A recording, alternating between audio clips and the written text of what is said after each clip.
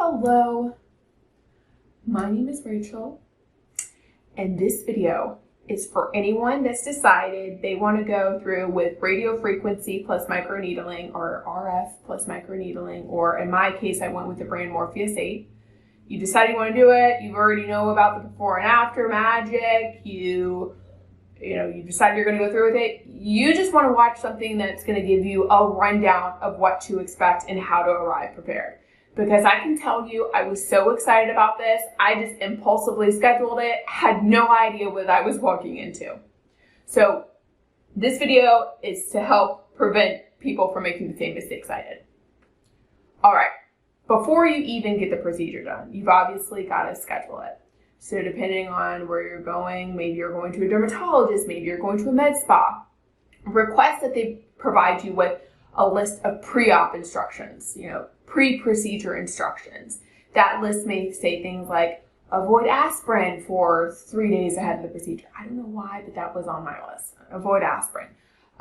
Stop retinol and glycolic acid 2 to 3 days before your procedure. Little things like that. Things that I learned the hard way. Make sure you request that ahead of time. That way you can cross your T's, dot your I's, make sure you're prepared. All right, great. When you're looking at your calendar and maybe you're on the phone, you're getting this scheduled, you want to look at dates where, one, you have a full week where maybe you don't need to be Met Gala ready. Now, what's great about RF is there really isn't a lot of downtime, but there is downtime. You're not getting your face lasered off like you would with a CO2 laser, but you will look red and splotchy the first 2 days, and then the remainder of the week, your skin's a little bit dry. But really no big deal. You just want to be aware of if you're going on like a first date or you're having family photos or something like that, maybe you don't want to have this booked that week. Great. Another thing to keep in mind when it comes to scheduling this is not to schedule it a week before and or a week after your period. That's right, your period. Why would that matter? Well, you may have learned this the hard way too if you've gotten laser hair removal before. For whatever reason, during that time, your skin may be a bit more sensitive. So when I went to get my first Morpheus8 procedure, I was right about to start my cycle, and the clinician who was doing Morpheus8 on me, she even asked me, are you about to start your cycle? Because I was just so antsy, on edge, reactive, she could tell.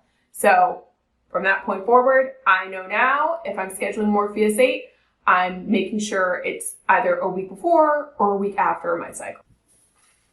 Okay, so you gotta make sure that your week does not have any photo shoot ready opportunities when you're scheduling this. You want to make sure that you're not scheduling it within the window of your wonderful cycle. You also need a plan for numbing. So when you get there to get your RF plus microneedling, they'll likely numb you. So it's just a cream that they'll put on your face, an area to treat, and I highly recommend getting there even 45 minutes early to really let that numbing cream set in. Now, when I first went, I just got distracted. I guess I just forgot.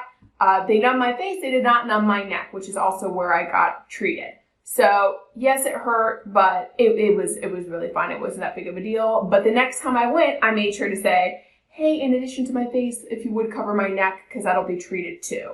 So don't make the same mistake I did. If you're getting an area treated, make sure it gets numb. Even though they recommend being there 30 minutes early, I would even push it to 45 minutes if you can. Why not? So those are all the things to keep in mind when it comes to scheduling. The procedure itself takes about 30 minutes. So just keep that in mind. So those are all tips when it comes to when to schedule. But when it comes to the day of the procedure, here's a few more tips. 1, avoid coffee. If you've ever gotten laser hair removal, you'll know why. Coffee, just like your cycle, can make you a little bit more sensitive, on edge, anxious. So you just want to make sure that the day that you're getting your RF, just skip the coffee. You will be a lot calmer and things will be a lot more smooth. Also, when you're getting your RF, they may offer laughing gas. highly recommend that you take that laughing gas. You'll still be able to drive home. You won't feel super dizzy or anything like that. It's just really a way for you to relax. And for me, I find it gives me something to do. It's a nice distraction to have during the procedure. So the day of, again, avoid coffee. Take the laughing gas if you're comfortable with it. As I mentioned, laughing gas and numbing, you may be wondering, does it hurt? Well, it really depends on your pain tolerance. It also depends on the intensity of your procedure, that your practitioner gives you. I find it does hurt, and at least the second time I went, I guess I forgot how much it hurt. It's not so painful that I'm scared to go back and I would never do it again. But make no mistake, if you're going the intense route, it's likely going to hurt, but I'm going to bet you can get through it. It's fine. And besides, afterwards, the recovery is pretty easy. You're not uncomfortable for the whole day or anything like that. You can get through it. And then as far as recovery, first 2 days, I find my skin's like red and splotchy. After that, it's just dry. It just kind of has a texture to it. And I just make sure to avoid the sun. I wear SPF, I hydrate and all that. But the downtime is really minimal, which is really why I like this procedure, or one of the reasons why I like it quite a bit.